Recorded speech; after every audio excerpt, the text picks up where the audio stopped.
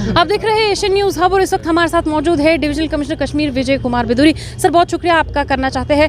पहला सवाल आपसे पूछना चाहते हैं, अनशेड्यूल पावर कट्स को लेके लोग काफ़ी ज़्यादा परेशान हैं, डोमेस्टिक कंज्यूमर्स भी और कमर्शियल कंज्यूमर्स भी। आखिर अगर ये यकीन दिलाया गया था एडमिनिस्ट्रेशन की तरफ से स्मार्ट मीटर्स लगेंगे, लोग बिल पे करेंगे, तो जो इलेक्ट्रिसिटी है उसका सिनेरियो एनहांस होगा, बेटर होगा, तो ऐसे में इलेक्ट्रिसिटी पावर कट्स क्यों है फिर अनशेड्यूल?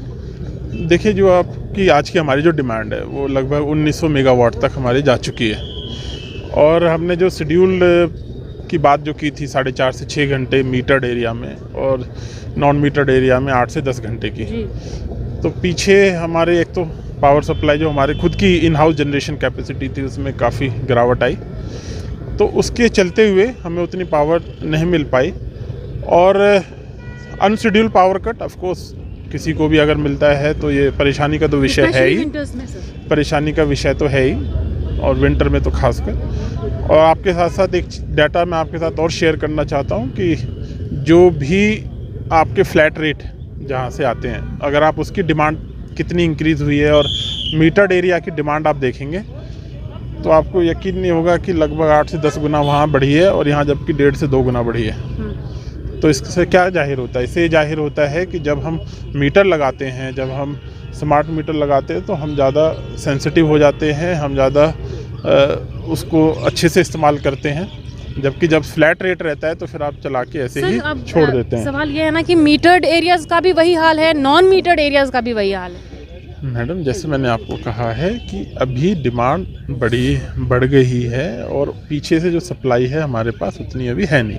इसके लिए अब क्या कर सकते हैं? इसके लिए हम केंद्र सरकार से एलजी साहब ने टेकअप किया है, माननीय एलजी साहब ने, जिससे कि हम एक्स्ट्रा पावर वहाँ से परचेज़ करें और यहाँ पे हम इनको दे सकें।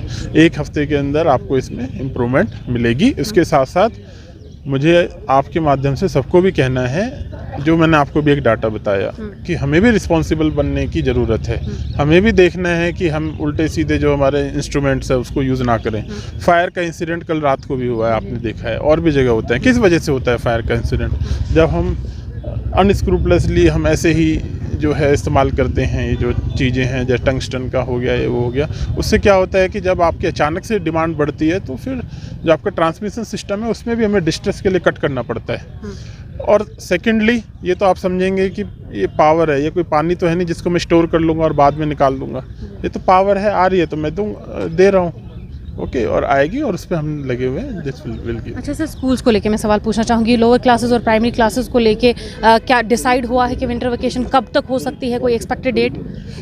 देखिए, दोनों चीज़ों को ध्यान में रखते हुए कि सेशन भी, एकेडमिक सेशन भी जो है लोगों का दिक्कत ना आए और विंटर भी है, तो प्राइमरी स्कूल को खासकर पहले बंद करने की विचार किया जा रहा है, जिसका प्रपोजल गवर्नमेंट को भेज दिया है। तो जैसे ही ऑर्डर आएगा तो आप लोगों को पता चल जाएगा। इसमें हमने ऑलरेडी सबमिट कर दिया। फिलहाल जब तक ऑर्डर आता है तो हीटिंग अरेंजमेंट को लेके क्या कुछ प्लान्स है आपके? क्योंकि फार फ्लंग एरिया से ये कंप्लेंट्स आ रही है पेरेंट्स की तरफ से कि बच्चों के लिए हीटिंग अरेंजमेंट खास नहीं है, इस वजह से बच्चे भी बीमार हो रहे हैं। तो ऐसे में क्या हीटिंग अरेंजमेंट है?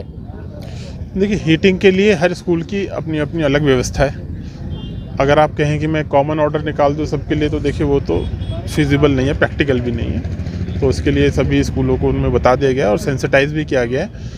और इसमें जैसा भी आपको बताया कि भी बहुत जल्द इसमें डिसीजन भी आ जाएगा गवर्नमेंट की तरफ से, तो ये समस्या भी इसमें नहीं रहेगी।